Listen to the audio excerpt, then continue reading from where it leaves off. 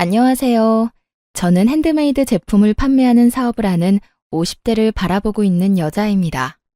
결혼을 하고 출산을 하며 저는 제가 단 한 번도 사업을 하게 될 거라고 생각해 본 적이 없었는데 정신을 차리고 보니 꽤 안정된 사업을 운영하는 사장님이 되어 있더군요. 사람 운명이란 게 참 신기하지 않나요? 오늘 제가 사연열차 애청자분을 찾아뵙게 된 건 다름 아닌 저의 자존감이 바닥을 치던 시절이 있었던 답답한 제 결혼 생활 이야기를 들려드리기 위해서인데요. 큰 용기 내어 사연을 보내니 다들 많은 응원 부탁드립니다. 그러면 이야기 시작해 볼게요. 저와 남편은 소개팅으로 만나게 되었습니다. 사실 처음엔 저뿐만 아니라 남편 역시 서로를 마음에 들지 않아 했어요.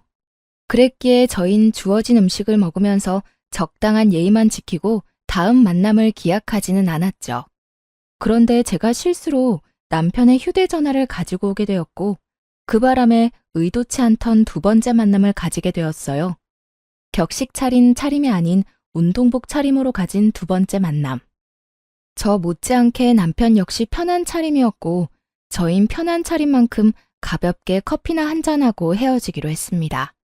그런데 소개팅이란 자리에서 벗어나 편하게 만난 남편과의 시간은 생각보다 즐겁더라고요. 남편 역시 그렇게 생각했는지 헤어질 무렵 다음 만남을 기약하게 되었죠. 그렇게 만남을 이어오다 3년이 되던 어느 날 저흰 결혼을 하게 되었고 남편과 제 사이엔 어느새 7살 아들이 자라고 있었죠. 신혼 때는 저 역시 직장 생활을 하고 있었습니다. 하지만 출산과 육아를 하며 일을 병행한다는 건 너무 힘든 일이었죠. 엄마, 나 어린이집 싫어. 가기 싫어. 도연아, 엄마도 도연이랑 헤어지는 거 싫어. 그런데 엄마도 해야 할 일이 있는걸? 엄마는 회사에 가서 일을 해야 하니까 도연이는 어린이집 가서 친구들하고 선생님이랑 조금만 놀고 있어. 엄마가 빨리 도연이 보러 갈게. 싫어. 도연이는 싫다고. 말이 터지기 시작하니 아들은 본격적으로 어린이집을 거부했고 전 결국 복직을 하고 3개월 만에 직장을 그만두게 되었습니다. 처음엔 남편도 제가 일을 그만두는 걸 반대한다거나 싫어하진 않았어요. 오히려 반기는 쪽이 가까웠죠. 아무래도 도연이 때문에 직장 생활을 더 하는 건 무리인 것 같아. 아침마다 전쟁도 그런 전쟁이 없어. 가기 싫다는 아들 떼어놓고 출근하는 내 맘도 편하지 않고. 퇴근도 늦으니까 도연이 데리러 가면 애 혼자 있을 때가 한두 번이 아니라니까. 그 어린애를 아침 일찍 데려다주고 제일 늦게 데리고 오고. 다 애를 위해서 회사 다니는 건데 정말 이게 애를 위한 일이 맞나 싶다니까. 그래서 말인데 나 회사 그만둘까 봐. 그래, 그렇게 하자. 나 혼자 본다고 우리 집이 망하는 것도 아니고. 내가 좀 더 부지런하게 일하면 괜찮을 거야. 당신은 다른 걱정하지 말고 우리 도연이나 잘 키워줘. 돈 걱정은 하지도 말고 집안일만 신경 써. 알겠지? 이렇게나 저와 생각이 통하고 든든하던 남편이었는데 시간이 지나면 지날수록 저에게 생활비로 압박을 해오기 시작하더라고요.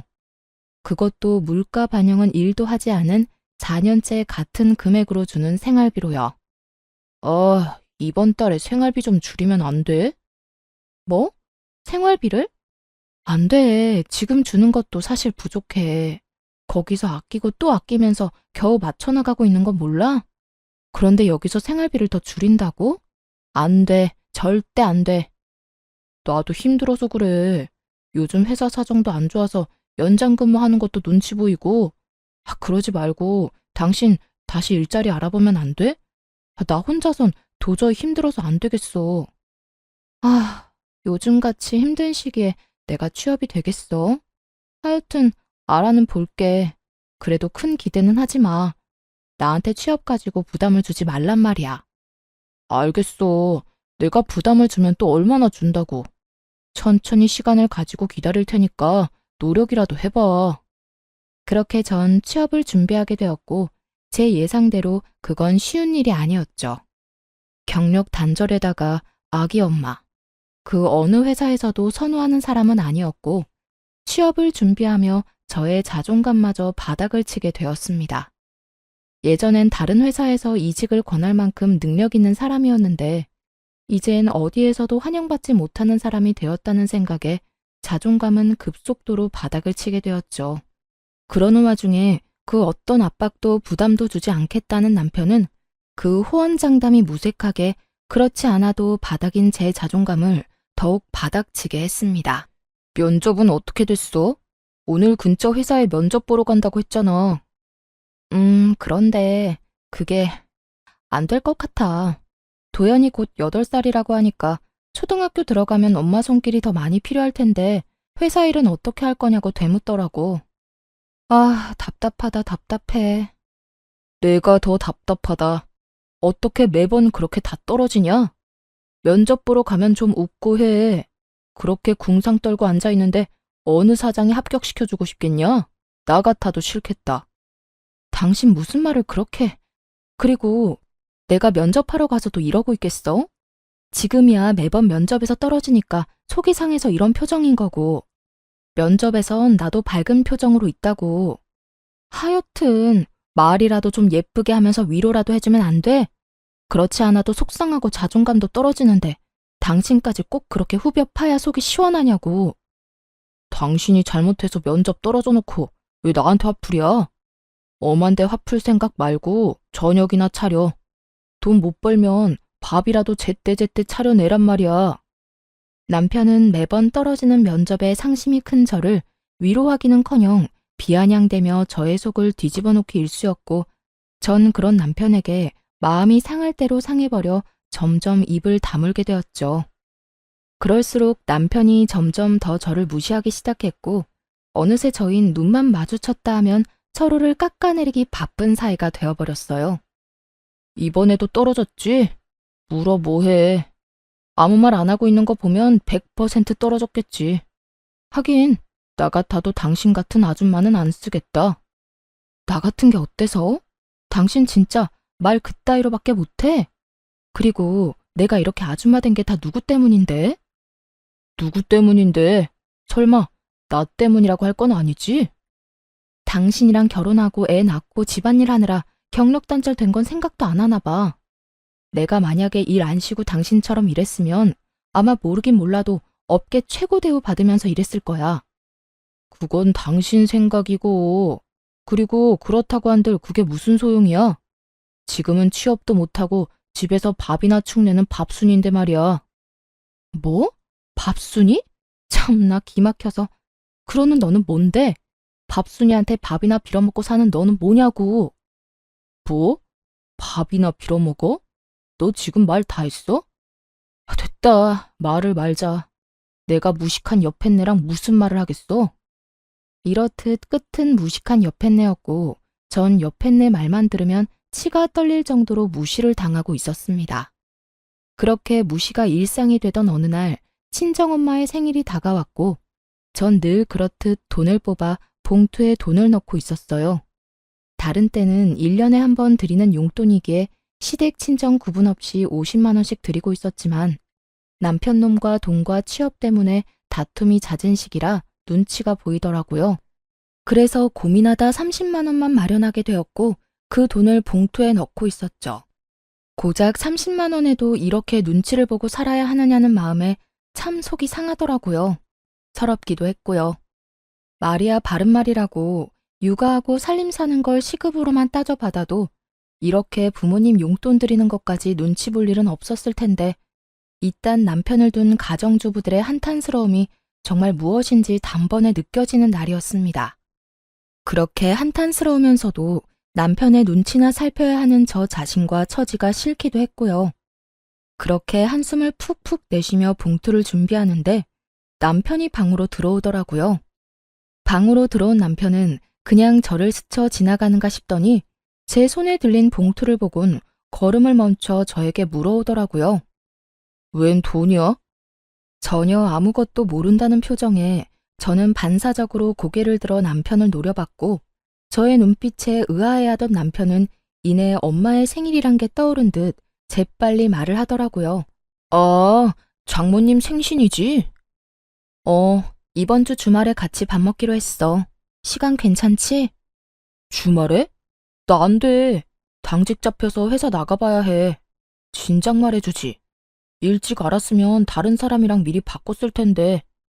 당직이라 사실 알고 있었어요. 당직이 아니라는 걸 말이에요. 남편은 평소 가지고 다니는 수첩에 당직 날은 습관적으로 표시해두곤 했는데 엄마 생일이 있던 달이라 미리 남편 수첩을 확인했었거든요. 그래서 그날로 엄마와 약속을 잡은 거였기도 하고요. 하지만 남편은 당직이라며 저를 속였고 전 그 거짓말에 속아 넘어가기로 했습니다. 그 당시 남편과 전 사이가 너무 좋지 않았고 그런 남편과 함께 식사 자리를 가서 아무리 사이 좋은 척을 해봤자 저의 모든 걸 다 알아차리는 귀신 같은 엄마가 모를 리 없을 테니까요. 그래? 뭐 어쩔 수 없지. 엄마가 당신 좋아하는 중식당 가자고 해서 예약해놨는데 취소하고 한식당으로 가야겠다. 사실 엄마는 중식보단 한식 좋아하시잖아. 한식당 갈 바엔 그냥 집에서 대접해. 괜히 나가서 식당에 돈 버리지 말고. 그리고 친정에 주는 용돈도 좀 줄여. 우리 형편에 50만 원이 가당키나 해. 아무리 1년에 한 번 주는 용돈이지만 요즘 같을 때는 너무 부담이야. 제가 알아서 30만 원을 챙겼을 때의 기분과 남편이 강요하는 상황의 기분은 정말이지 천지 차이더군요. 부담인 거 다 아는데 그래도 굳이 말을 그렇게 해야 해? 그리고 당신이 그렇게 말하지 않아도 30만 원만 뽑아왔어. 어련히 알아서 하지. 내가 당신이 그렇게 힘들다는데 50만 원씩 뽑아왔겠어? 잘했다 칭찬까진 바라지 않았어도 적어도 제가 이렇게까지 말한다면 최소한 침묵이라도 해줄 거라 생각했는데 그건 정말 저의 큰 착각이었더라고요. 30만 원을 드린다는 제 말에 남편이 화를 내며 펄쩍 뛰기 시작했으니까요. 뭐? 30만 원? 그것도 너무 많지. 10만 원만 드려. 아니, 그건 너무 심한가? 그래, 인심 썼다. 15만 원. 15만 원 드리고 식사 대접도 우리 집에서 해. 당신이 다 만들면 되잖아. 뭐? 너 진짜 양심 어디 갔니? 20만 원도 아니고 15만 원? 너 진짜 치사하게 이럴 거야? 다른 것도 아니라 우리 엄마 생일이야. 1년에 한 번뿐인 생일. 그런데 뭐? 15만 원? 생일 그게 별거야? 매년 오늘 생일 다 형편에 맞춰서 해드리면 되는 거야. 자식 힘들다는데 설마 더 달라고 하시기야 하겠어? 형편 같은 소리 한다. 다른 건 몰라도 30만 원은 드릴 거니까 그런 줄 알아. 저는 고함을 꽥 질러버렸고 남편은 그제야 좀 심했다 싶었는지 머리를 긁적이며 아무 말도 하지 않더라고요. 그런 남편을 보고 있는데 정말 이혼이란 말이 목끝까지 차올라 금방이라도 툭하니 튀어나올 것만 같았어요. 하지만 그 순간 안방에 걸린 가족 사진이 보였고 그곳에 행복하게 웃고 있는 아들의 얼굴이 제 시야에 꽂혔죠. 돌싱남 돌싱녀들이 TV에 나와 새로운 인연을 찾아 나설 만큼 흠이 아닌 세상이 되었지만 자식이 있으니 이혼이 쉽지만은 않더라고요. 특히나 곧 입학을 앞두고 있는 아들에게 아빠를 빼앗을 순 없는 노릇이기도 했고 무엇보다 그대로 이혼을 했다간 제 능력 부족으로 아들을 보지 못하고 살 것이 뻔했기에 전 참고 또 참으며 말을 삼킬 수밖에 없었습니다. 그렇게 울분이 담긴 봉투를 챙겨 엄마를 만났고 제 계획대로 엄마를 한식당에 모시게 되었죠. 고급 한식당이 아닌 그저 평범한 식당이었지만 엄마는 참 기뻐하시더라고요. 딸밖에 없네. 엄마 생일이라고 외식도 시켜주고 말이야. 에이, 엄마, 그런 말 하지 마. 더 좋은 곳에 모시고 싶었는데 미안해. 내가 취업만 하면 엄마 좋은 데 모시고 가서 거하게 대접할 테니까 그때까지 건강하기만 하셔요. 생신 축하해요. 그래, 고맙다. 요즘 많이 힘들지? 젊은 사람들도 취업이 힘들다고 난리던데 넌 더 힘들겠지. 그래도 너무 낙담하지 말고, 알겠지? 난 괜찮으니까 너무 걱정하지 마. 얼른 먹자. 나 배고파. 그렇게 식사 자리가 끝나고 계산을 하려는데 엄마가 미리 계산을 해버렸다고 하더라고요. 아마 힘든 딸에게 부담이 될까 화장실 가는 척을 하시며 미리 계산한 듯 했어요. 그것까지도 마음이 너무나도 속상했는데 집으로 돌아와 가방을 정리하던 저는 그 자리에 주저앉아 펑펑 울고 말았습니다. 제 가방 속엔 제가 엄마에게 드렸던 봉투가 고스란히 들어있더라고요. 30만 원이 아닌 100만 원이 든 돈 봉투가요. 봉투 안엔 짧은 편지 한 장도 있었는데 엄마는 연신 취업에 실패하는 딸이 안쓰러워 좋은 옷이나 한 벌 해입을 하며 돈을 넣어뒀다며 나중에 잘 되면 다 갚으라는 내용이었어요. 그날 밤 그 돈봉투와 편지를 안고 얼마나 울었는지 모릅니다. 죄송하기도 하고 서럽기도 해서요. 전 그 100만 원 봉투를 보며 다시 태어나기로 다짐했고 취업 대신 100만 원을 발판 삼아 다시 한번 큰 용기를 내기로 했죠. 제가 낸 큰 용기는 사업이었어요. 처녀 때 제가 하던 일은 다름 아닌 보석 디자이너였는데 보석을 디자인하던 그 당시에도 전 머리핀에 관심이 많았어요. 그래서 전 제가 제일 잘할 수 있으면서도 좋아하는 일로 새로운 도전을 해보기로 했습니다. 그간 가정주부로 산 세월이 얼만데 그 흔한 비상금 한 푼이 없더라고요. 얼마나 악착같이 가정에만 충실하게 살았는지 기특하다는 생각보단 멍청했다는 생각만 들었어요. 제 수중에는 부모님이 주신 100만 원이 전부였고 그 돈으로 머리핀 재료들을 구입해 핸드메이드 제품을 만들어 팔기 시작했습니다. 처음엔 제품 종류가 많진 않았어요.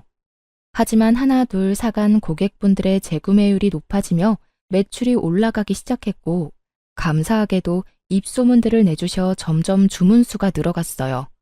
그러다 제가 머리핀을 판매한다는 이야기를 들은 아들의 유치원 원장님이 대량 구매를 해주신 것도 모자라 원생들과 학부모님들께 선물로 나눠주시며 그 인기는 절정에 다다르게 된 것이었죠. 그렇게 100만 원으로 시작한 사업은 어느새 온종일 제품을 만들어도 모자랄 만큼 주문이 넘쳐나고 있었습니다. 혹시나 망할 수도 있는 일이고 혹여나 그렇게 된다면 또 남편에게 모진 말들을 들을 수 있으니 굳이 남편에게 알리지 않고 시작했었거든요. 그런데 저의 사업은 어느새 작업실을 따로 얻어야 할 정도로 규모가 커져 있었죠. 그렇게 몸도 마음도 바쁜 사이 시모의 생일이 다가왔고 저 역시 남편과 마찬가지로 참석조차 하고 싶지 않았지만 그랬다간 또 무슨 불호령이 떨어질지 모르는 일이니 참석하게 되었어요. 여보, 어머님 용돈 준비했어? 안 했으면 내가 은행 간 김에 뽑아올까? 어? 아니야. 내가 준비했어. 그래? 식당 예약도 당신이 했다고 했지? 웬일이래? 평소에 귀찮다고 신경도 안 쓰던 사람이. 어디 예약했어? 집에서 가까워? 어딘지 말하면 당신이 다 알아. 그냥 당신은 내가 운전하는 차 타고 가서 밥만 맛있게 먹고 오면 돼. 얼른 가자. 이러다 늦겠다. 남편은 평소와 다르게 시모 생일 준비를 혼자 다 한 상태였고 그런 남편이 저는 이상할 수밖에 없었습니다.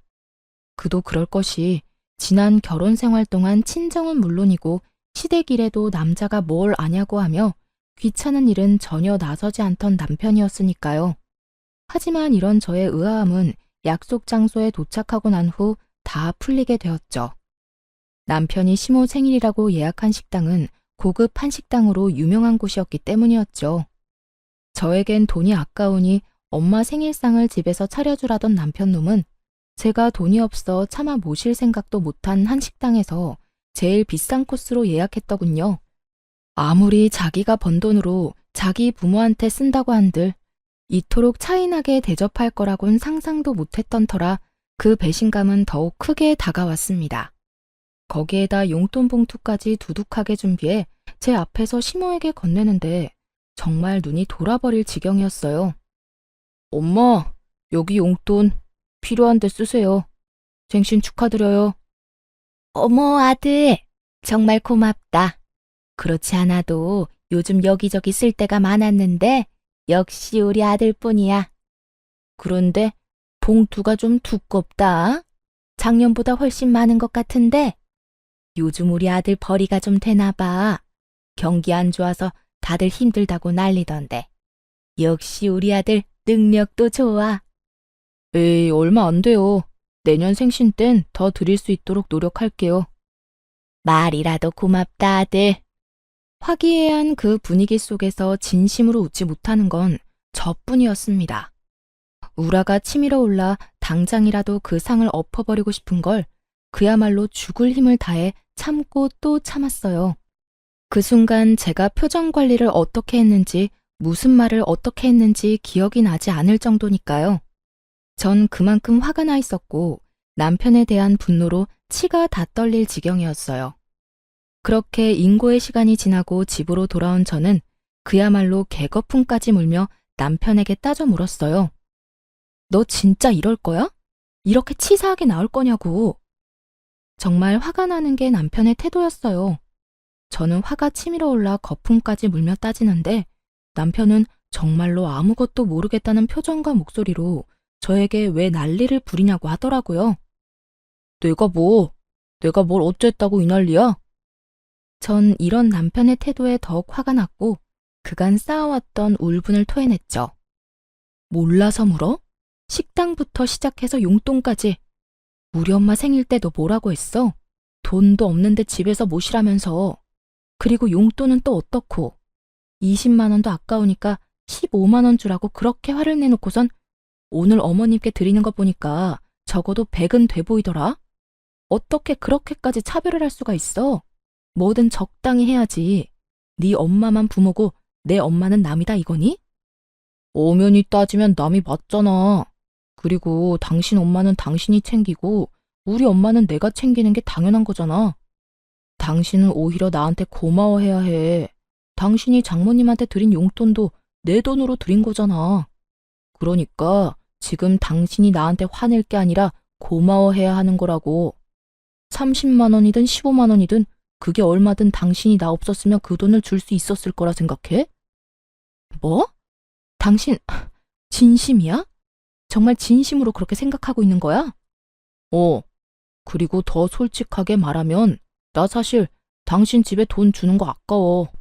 형편이 좋으면 몰라. 솔직히 나 혼자 벌어서 양가 다 챙기는 게 쉬운 줄 알아? 솔직한 심정으론 처가에 주는 돈 우리 집에 다 주고 싶다고. 이렇게 말하는 남편놈을 보며 더는 대화할 필요가 없다는 생각이 들더군요. 매번 형편 타령하는 것도 어이가 없었고요. 저희요, 서울에 자가 있습니다. 그것도 대출 하나 없는 저희 집이요. 결혼할 때 정확히 반반으로 해서 마련했고, 그래서 명의는 공동 명의였죠. 남편의 월급이 적은 것도 아니었고, 적금, 생활비, 남편 용돈 등등 다 내고도 어느 정도 여유 있다는 거 저도 다 알고 있는데 그놈의 형편 타령에 입이 마르지 않는 지경이니 제가 얼마나 어이가 없겠어요. 오죽했으면 그냥 내가 자기 돈 쓰는 것이 꼴 보기 싫다고 하는 것이 도리어 남편이 덜 미울 것 같은 심정이었어요. 전 끊임없이 치사하게 구는 남편에게 이렇게 말했어요. 그래, 알겠다. 그러면 앞으로 당신 집은 당신이 챙겨. 내 집은 내가 챙길 테니까. 불만 없지? 불만? 불만이 왜 있겠냐? 나야 당연히 고맙지. 너 분명 네 입으로 그랬다. 각자 집은 각자 챙기기로. 남편은 각자 집을 챙기게 된다면 누구 손해가 큰지 전혀 알지 못하는 듯 하더군요. 하긴 제가 생색내는 사람도 아니었고 시댁의 제사부터 시작해서 명절까지 전 그 누구의 도움도 받지 않고 혼자 해냈고 때론 남편도 없이 혼자 가서 음식 준비에 마무리까지 혼자 다 해낸 것이 한두 번이 아니었으니까요. 그것뿐인가요? 제 시모 쉬운 사람 아닙니다. 틈만 나면 전화가 와서 이런저런 잡일 다 시켜대는데 그게 얼마나 사람 미치게 하는지 남편은 전혀 알지 못하겠죠. 그런 모든 일들에서 해방시켜준다는데 제가 마다할 이유는 없었고 전 다시 한번 정확히 각자의 의미를 짚어주었죠. 그래, 알겠어. 앞으로 나 당신 집에 발길도 안 할 거야. 각자 집 챙긴다는 거엔 제사, 명절, 생신 다 포함되는 거 알지? 난 이 시간 이후부터 그 모든 걸 다 챙기지도 참석도 안 할 테니까 그런 줄 알아. 아, 물론 당신도 안 챙겨도 돼. 우리 집은 내가 알아서 챙길 테니까. 막상 제가 참석도 안 한다고 하자 남편은 잠시 멈칫하는 듯 했지만 친정에 쓰는 돈이 너무나도 아까운지 이내 알겠다며 약속 꼭 지키라고 하더군요. 그렇게 저흰 한 집에서만 사는 남보다 못한 부부 사이가 되었고 그렇게 시간은 흘러 아이가 초등학교에 입학을 하게 되었습니다. 제 사업은 완전히 자리를 잡게 되었고 매출은 월 1,000만 원이 되는 달이 늘어가고 있었죠. 능력이 된다는 건 참 좋더라고요. 아들의 작아진 운동화를 애써 모른 척할 필요도 없었고 20년째 쓰고 있던 친정의 세탁기를 바꿔주는 것도 걱정도 무리도 할 필요도 없이 할 수 있었으니까요. 30만 원을 주고 100만 원을 받아왔던 죄송했던 지난 생일과는 달리 엄마의 생일 선물로 500만 원을 드렸던 그날 엄마도 울고 저도 울었습니다. 그렇게 제가 눈물로 행복한 날들을 보내는 사이 또다시 시모의 생일이 다가왔어요. 저희가 각자 집은 각자 챙기기로 한 후 처음 맞는 시모의 생일이었죠. 저는 약속한 대로 그리고 제가 선언한 대로 시모 생일은 신경 쓰지도 않았고 그랬기에 참석도 하지 않았습니다. 그 대신 전 엄마를 모시고 그때 시모의 생신날 갔던 저에겐 돈이 없어 차마 엄마를 모시고 가지 못했던 그 한식당에 가게 되었죠. 엄마와 전 가게에 들어서 예약한 룸을 향해 걸어 들어가는데 그곳에 남편과 시댁 식구들도 왔더군요. 혹시나 하는 마음이 있긴 했지만 같은 시간대에 만나게 될 거라고는 생각도 못했는데 이를 어쩌나 했어요. 하지만 다행스럽게도 남편을 제외한 시댁 식구들은 저를 보지 못했고 저를 발견한 남편만이 저와 눈이 마주치게 되었죠. 전 그런 남편을 무시한 채 재빨리 엄마를 모시고 룸으로 들어가 버렸고 그런 저의 태도에 화가 난 남편이 저를 주차장으로 불러내더군요. 왜 오라가라 난리야. 엄마랑 같이 온 거 못 봤어? 엄마 혼자 두기 그러니까 할 말 있으면 얼른 해. 너 진짜 이럴 거야? 휴대전화도 끄고 뭐 하느라 우리 엄마 생일에 얼굴도 안 내비친다 싶었더니 네 엄마랑 여기까지 밥 먹으러 왔어? 당신이 그러고도 며느리야? 어떻게 며느리가 시어머니 생일에 참석도 안 할 수가 있냐고. 이거 왜 이래? 우리 약속 잊었어? 각자 집 각자 챙기기로. 당신 그래서 우리 아빠 생일도 참석조차 안 했던 거 기억 안 나? 지난달 친정아빠 생일에 자신은 참석하지 않고 돈도 쓰지 않아도 된다며 신나서 콧노래까지 부르던 것이 기억이 나지 않는 것 같아 콕 집어주었죠. 제 말에 남편놈은 그제야 생각이 난 건지 얼굴까지 붉히며 저를 노려보더군요. 그렇게 보면 어쩔 건데 다 당신이 자초한 일이야. 그러니까 나한테 여기서 괜한 시비 걸지 말고 들어가서 네 가족들이랑 시간 보내. 제 말에 할 말이 없어진 남편은 씩씩거리는가 싶더니 저에게 손을 내밀더니 이렇게 말했어요. 내놔, 내 카드. 뭐? 내 카드 내놓으라고. 당신 여기 내 카드로 결제하려고 했지? 그런데 어쩌냐? 나는 내 돈으로 당신하고 당신 가족 배불려 줄 생각 전혀 없는데. 사람이 변해도 어떻게 이렇게까지 변할 수가 있는 것인지 그 순간 저는 이때껏 왜 이런 남자와 뭐 때문에 함께 살았나 하는 생각이 다 들더군요. 전 남편의 손에 카드를 던져주다시피 돌려주며 이렇게 말했어요. 아, 그래? 이까지 카드 한도 얼마나 된다고 이 난리야? 이딴 카드 쓸 일도 없고 앞으로도 줄 필요 없으니까 당신이 다 해. 이걸로 사랑하는 당신 가족 밥이나 사주면 되겠네. 제 말에 남편은 코웃음까지 치며 이렇게 묻더라고요. 뭘 믿고 이러는 거야? 어디 취업이라도 했어? 네, 그래요. 전 그때까지도 제가 사업을 하고 있으며 그 사업으로 대박이 났다는 사실을 알리지 않고 있었어요. 아니, 정확히는 알릴 수가 없었죠. 남편놈은 저와 한바탕 하고 난 후 생활비조차 주지 않고 있었고 그렇게 무책임하게 굴면서도 단 한 번 저에게 돈이 필요하지 않냐고 묻지도 않았으니까요. 그런 남편에게 굳이 제가 알릴 필요도 알릴 틈도 없었던 겁니다. 취업은 무슨? 내가 어떻게 취업을 하겠어? 틀린 말은 아니었어요. 사업으로 성공을 하게 됐지만 취업에 성공한 건 아니었으니까요. 제 말을 들은 남편은 더욱 의아하다는 얼굴로 저에게 따져 묻기 시작했어요. 그러니까 내가 생활비도 안 주는데 네가 무슨 돈이 있어서 여기를 왔냐고. 당신이 생활비 준 게 언제인지 기억도 안 나는데 그동안 생활은 걱정은커녕 아들 용돈 한번 걱정하는 법이 없더니 고작 식사 한 끼 네 돈으로 사줄까 봐 걱정은 되는가 봐. 그래, 여기가 얼마나 비싼 식당인데 당신 같으면 걱정 안 되겠어? 걱정하지 마. 나 취업은 못했는데 사업이 대박이 났거든. 그래서 우리 엄마 모시고 여기 정도 올 돈은 있어. 뭐? 사업? 당신이 무슨 사업이야? 집에서 살림만 하던 여자가 사업은 무슨? 괜히 자존심에 나한테 거짓말하는 거지? 그래, 그거네. 자존심이 밥 먹여주는 거 아니니까 거짓말 그만하고 지금이라도 장모님이랑 빨리 나가. 여기 정말 비싸다니까. 제 말은 전혀 믿지 못하고 행여나 자신에게 빈대라도 붙을까봐 벌벌 떠는 남편을 보며 비로소 오늘이 그날이구나 싶더라고요. 저희가 그 긴 세월의 인연을 끝내고자 이혼을 말하게 되는 날 말입니다. 엄마랑 내 밥값은 내가 알아서 해결할 테니까 당신은 신경 쓰지 마. 아니다. 그냥 마음대로 생각해라. 그리고 만난 김에 이야기 나누게 된 김에 한마디 더 할게. 우리 이혼하자. 그래도 함께한 세월이 10년인데 이혼을 고하는 제 목소리는 제가 느끼기에도 소름 끼칠 정도로 무미건조하더라고요. 오랜만에 만난 지인에게 다음에 만나면 밥이나 먹자고 하며 건네는 말투. 그 이상도 그 이하도 아닌 아무런 감정도 담지 않은 목소리였어요. 그런 저의 말투와 태도 그리고 표정에 남편은 심각한 얼굴로 되물어 오더군요. 이혼? 그게 무슨 말이야? 갑자기 이혼은 무슨? 당신 어디 아파? 제정신 아니지? 갑자기라고 하더군요. 남편에겐 갑자기인 그 이혼이 저와 아들에겐 갑자기가 아니었는데 말이죠. 어느 날 아들이 진지한 얼굴로 저에게 이렇게 말하더라고요. 엄마 그냥 아빠랑 이혼하면 안 돼요? 어? 이혼? 너 이혼이 무슨 뜻인 줄 정확히 아는 거야? 엄마, 나 초등학생이야. 그 정도는 충분히 안다고.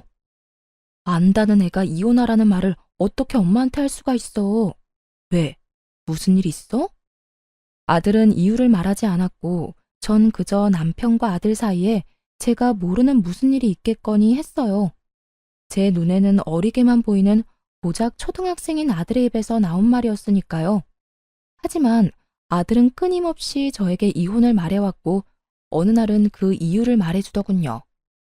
엄마가 행복해 보이지가 않아요. 나하고 있을 땐 엄마가 웃기도 하고 행복해 보이기도 하는데 아빠와 함께 있을 땐 엄마가 행복해 보이지 않아요. 그러니까 그냥 이혼하면 안 돼요? 정신이 번쩍 들더라고요. 저는 아들 때문에 저런 남편이라도 붙잡고 살았던 것인데 아들은 저를 위해 저런 아빠를 참고 있었던 사실을 알게 되었으니까요. 그 후로 전 아들과 함께 많은 대화를 나눴고 그렇게 이야기를 나누고 상의한 결과 남편과 이혼하기로 했던 것이었죠. 이런 사실을 언제 남편에게 말하나 싶었는데 남편이 그날을 정해주니 저는 그저 남편에게 말할 수밖에요. 나 안 아파. 정신도 멀쩡하고. 그러니까 이혼하자. 당신도 사실 가정에 미련 없잖아. 나도 마찬가지야. 당신이랑 사는 거 많이 지쳤고 당신한테도 아무 감정 없어. 이런 결혼 생활이 무슨 의미가 있겠어. 그러니까 우리 여기서 그만하자. 여전히 무미건조한 제 말에 남편은 알턴이 빠진 사람처럼 홀가분한 표정을 지어 보이며 이렇게 말하더군요. 그래, 그러자. 차라리 잘 됐어. 나도 괜한 너 그렇게 구질구질하게 사는 거 보기도 싫었고 다 내 탓인 것 같은 마음에 죄책감 느끼는 것도 싫었어. 그래, 이혼해. 그래, 그러면 이혼하는 걸로 알고 가볼게. 엄마 기다려. 그렇게 저흰 각자 부모님에게로 돌아갔고 무사히 식사 자리를 마쳤습니다. 저는 식사가 끝나고 차를 한 잔 마시며 엄마에게 모든 사실을 털어놓았고 엄마는 이렇게 말씀해 주시더라고요. 대충 눈치는 채고 있었어. 어느 순간부터 처가인 발걸음도 하지 않고 네가 많이 힘들어 보였거든. 그래서 걱정 많이 했는데 그래도 이제 엄마는 걱정 안 해. 그땐 많이 힘들어 보였는데 이혼한다고 말하는 지금의 너는 후련해 보이거든. 잘 결심했어. 네가 행복할 수만 있다면 그게 이혼이든 뭐든 엄마는 환영이야. 이 엄마가 응원할게. 엄마는 저의 앞날을 응원해 주셨고 생각보다 좋은 분위기에서 식사 자리를 마칠 수 있었죠. 하지만 이런 저희 집과는 달리 시댁은 난리가 난 듯 하더라고요. 집으로 가기 위해 주차장으로 가니 시모가 고래고래 소리를 지르며 제 욕을 하고 있는 꼴을 보아하니 말이에요. 그년이 이혼하자고 했다고? 그래, 그까짓 이혼해. 애는 애 엄마한테 키우라고 하고 양육비는 월 20만 원만 줘. 그리고 애는 우리가 보고 싶을 때마다 본다고 하고. 알겠어? 어디 땡전 한 푼도 못 버는 거 그래도 애 엄마라고 참고 살게 해줬더니 뭐? 이혼? 그까짓 이혼 당장 해라. 그게 요즘 사업한다나 봐. 꽤 잘 되는 것 같던데. 그러고 보니 하고 다니는 것도 좀 바뀐 것 같기도 하고. 집에서 놀고 먹던 게 사업이라고 해봤자 그게 뭐 잘 되겠니? 다단계는 아닌지 몰라. 사업을 하든 취업을 하든 그 물건 못 쓸 물건이니 이혼해. 이런 대화는 저는 물론이고 친정엄마까지 듣게 되었고 엄마의 표정은 좋지 않았습니다. 저 여편네가 누구한테 감히 욕짓거리를 하는 거야? 내가 진짜 저 여편네를? 엄마, 참아. 여기서 흥분해봤자 좋을 거 하나 없어. 괜히 말 섞지 말고 그냥 가자. 무시가 답이니까. 엄마를 달래며 잡아끄는 행동과는 다르게 당장이라도 달려가 내 수익이 월 1,000이다 라고 외치고 싶었지만 그렇게 한다고 한들 뭐가 남겠어요. 전 말로 하는 대신 그들을 지나쳐 제 차에 올라탔고 그 순간 그 사람들의 눈빛을 아직도 기억합니다. 뭐니? 쟤 도연애미 아니니? 저거 비싼 차 아니야? 쟤가 왜 저 차에 타는 거야? 그러게. 저 차 1억짜린데 엄청 비싼 차인데 왜 저기에. 여보, 여보. 남편은 제 차 문을 붙잡고 늘어지더라고요. 이거나 차 출발하려는 거 안 보여? 죽고 싶어서 환장했어? 그게 아니라 이거 정말 당신 차야? 당신 정말 대박이라도 난 거야? 말했잖아. 나 대박 났다고.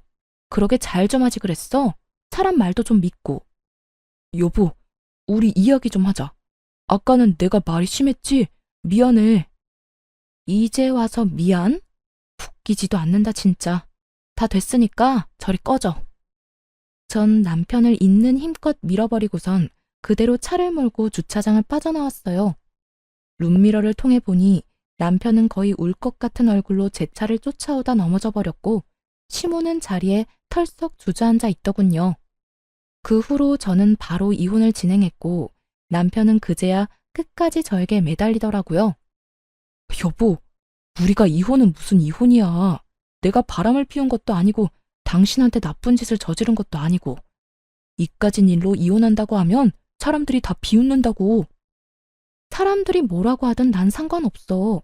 그리고 당신이 나한테 한 행동이 외도하고 다른 게 뭔데? 당신은 말로 나한테 상처를 줬고 행동으로 나한테 배신감을 안겨줬어. 난 더는 당신을 사랑하지 않고 당신 같은 사람을 믿지도 않아. 여보, 내가 미안해. 나 정말 반성 많이 하고 있다고. 그래, 우리 도연이. 당신은 도연이 생각 안 해? 도연이가 아빠 없다고 손가락질 받길 바라는 건 아닐 거 아니야. 나도 그것 때문에 참고 살았는데 당신 아들 도연이가 제발 나더러 당신하고 이혼하라고 하더라. 뭐? 우리 아들이? 우리 아들이 왜? 거짓말이지? 도연이가 그랬을 리가 없잖아. 도연이가 내가 불행해 보인대. 당신이랑 있는 내가 행복해 보이지 않아서 차라리 이혼했으면 좋겠다고 하더라. 애가 그런 생각을 할 때까지 당신은 뭐 했냐? 도대체 뭘 했길래 내 아들이 나한테 그런 말까지 하게 만들었냐고. 충격적인 진실 앞에 남편은 할 말이 없는 듯 가만히 있더라고요. 오만 생각이 남편의 머릿속에 오가는 것 같기도 했고요. 우리 아들, 나 이혼하고 나면 당신 보고 싶지도 않대. 그러니까 그런 줄 알고 이혼 준비해.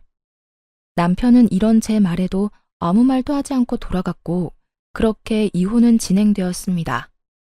재산 분할이 제일 걱정이었는데 긴 세월 남편이 생활비 한 번 주지 않았고 양육에도 무관심한 태도에서인지 모든 것은 저에게 유리한 조건으로 끝이 났고 양육권 역시 아들의 뜻에 따라 당연히 제가 가지게 되었어요. 아들은 강력하게 아빠는 보고 싶지 않다는 자기 의사를 전했고 그 덕에 전 남편은 아들의 얼굴조차 제대로 볼 수 없는 처지가 되었습니다. 그렇다고 해서 전 남편의 처지가 불쌍하다거나 안쓰럽다거나 그런 감정은 전혀 들지 않더라고요. 마지막으로 본 전 남편의 충격적인 얼굴이 신경 쓰이긴 했지만 평소 남편은 아들에 대해 이렇다 할 정도의 정이 없던 사람이었으니까요. 이혼을 하며 알게 된 사실인데 전 남편의 말이 씨가 된 것인지 전 남편의 회사가 정말로 힘들어져 인원 감축에 들어가게 되었다고 하더라고요. 그 결과 평소 능력이 없던 남편이 잘리기 직전이란 말을 듣게 되었죠. 거기에다 그간 전 남편에게 뭐든 넙죽넙죽 잘 받던 전 시모는 막상 전 남편이 이혼한 것도 모자라 회사까지 잘려 전 시댁에 신세를 질 위기에 놓이자 딱 잘라 안 된다며 내쫓아버렸다고 하더군요. 이러한 사실은 전 시모의 입을 통해 직접 듣게 되었죠. 무슨 일로 전화까지 주셨어요? 저 이제 어머님 며느리 아닌데요. 나라고 전화하고 싶어서 한 줄 아니? 네 남편 여기 왔다 갔다. 제 남편 아니고 어머님 아들이요. 저 이혼한 거 잊었어요? 그래, 내 아들. 방금 너랑 이혼하고 회사까지 잘린 내 아들 왔다 갔다. 꼴을 보아하니 마땅히 오갈 데도 없는 것 같더구나. 그렇다고 내가 나이가 몇 살인데 이 나이에 아들까지 끼고 살 순 없는 노릇이라 그대로 내쫓았다. 잘하셨네요. 그런데 그걸 왜 저한테 말하세요? 저는 궁금한 적도 알고 싶지도 않은데요. 말버릇하고는 에휴, 너 화난 거 나도 안다. 그런데 들어보니 너도 잘한 거 하나 없더구나. 그러니 너도 이쯤하고 그만 아범 데리고 가거라. 아무리 밉다고 해도 네 새끼 아빠인데 저대로 둘 수는 없는 노릇이지 않니? 내가 보아하니 반성 많이 한 듯하니 데리고 가서 잘 구슬려서 데리고 살아. 알겠니? 이혼한 지가 언젠데 왜 그때까지 제게 시모짓거리를 하려고 하는지 이해가 되지 않더라고요. 하긴 애초에 이해가 되는 사람이었다면 자기 아들이 저에게 그딴 식으로 굴 때 가만히 보고만 있지도 않았겠지만요. 전 그때까지 큰 착각을 하고 있는 시모에게 단호하게 한마디 해주고 전화를 끊어버렸습니다. 어머님, 아니, 아줌마, 전 분리수거도 안 되는 그딴 쓰레기 필요 없어요. 제 아들도 더 이상 아빠가 필요 없다고 하고요. 뭐? 너 지금 나한테 아줌마라고 했니? 어디서 건방지게 어른한테 그딴 투로 짓거리는 게야? 제가 이혼한 지가 언젠데 언제까지 어머님이라고 불러드릴 거라 생각했어요.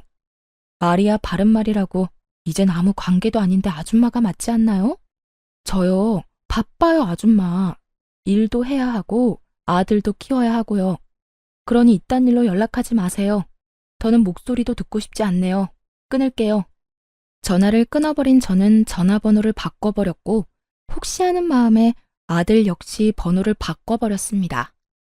그렇게 그 지긋한 인연도 끝이 났어요. 그 후 저는 아들과 함께 잘 살고 있습니다. 이혼을 하고 난 후 제법 자란 아들이 저에게 이런 말을 해주더라고요. 엄마, 이제 정말 엄마가 행복해 보여. 그래서 나도 행복해. 그러니까 엄마, 앞으로도 많이 행복해 해줘. 나도 행복하게 말이야. 아들, 고마워. 사랑해. 나도 사랑해, 엄마. 그 말에 왈칵 눈물이 쏟아져 내리더라고요. 품 안에서 울고 웃던 아들이 어느새 자라 엄마의 행복이 자신의 행복이라 말하는 걸 보며 눈물이 나기도 했고 행복함에 웃음이 나기도 했으며 아들에게 참 고맙기도 했습니다. 만약 그 힘든 시절 아들의 말이 아니었다면 저는 어떻게 됐을까요? 그 쓰레기 같은 인간과 부부란 이름으로 아무 의미 없는 관계를 유지하며 제 인생을 갉아먹고 있지 않았을까요? 그 모든 것이 아들을 위한다는 큰 착각 속에서 말이죠. 그 삶은 결코 행복하지 않았을 뿐더러 끝도 없는 불행에 저는 병들어갔을 겁니다. 여러모로 아들의 존재가 오늘따라 더 감사하게 느껴지네요. 전 앞으로도 아들을 잘 키우는 것은 물론이고 힘들게 자리 잡은 제 사업이 흔들리지 않게 잘 유지하며 제 행복을 위해 살아갈 예정입니다. 제가 행복해야 아들 역시 행복하다고 하니 부지런히 행복해 보려고요. 때론 혼자인 것이 이겨낼 수 없을 정도로 힘이 드는 날이 오겠지만 둘이어서 외로울 때보단 그게 뭐든 덜 힘들지 않겠어요? 전 그게 뭐가 됐든 이겨낼 자신이 있거든요. 이로써 저의 긴 사연도 끝이 났네요. 저는 이혼을 마음먹기 전까진 이런 것도 이혼 사유가 될 수 있나 하는 걱정을 많이 했던 것 같아요. 그 어느 날 전 남편이 했던 말처럼 남편은 외도를 저지른 것도 저에게 폭력을 행사한 것도 아니었으니까요. 하지만 이혼을 진행하며 변호사와 많은 상담을 했는데요. 평생을 함께 살아가야 할 동반자가 내게 무시와 멸시를 밥 먹듯이 한다면, 또 처가와 시가를 대놓고 차별한다면 그것 또한 저와 제 아들에게 정신적 가해가 될 수 있다는 것을 깨달았습니다. 제가 이런 말까지 하는 이유는 세월이 많이 변해도 집에서 육아하며 집안일 하시는 많은 분들 중에 아직도 저처럼 무시당하며 눈치를 보며 사시는 분들이 많이 있더라고요. 가정주부 여러분, 육아와 집안일도 엄연한 일입니다. 가정에서 가장 중요한 일이죠. 그러니까 너무 눈치 보고 주눅이 들어 살지 마세요. 할 말은 하고 살자고요. 그럼 저는 이만 물러가 볼게요. 긴 시간 함께 해주신 모든 분들 감사합니다. 행복하세요.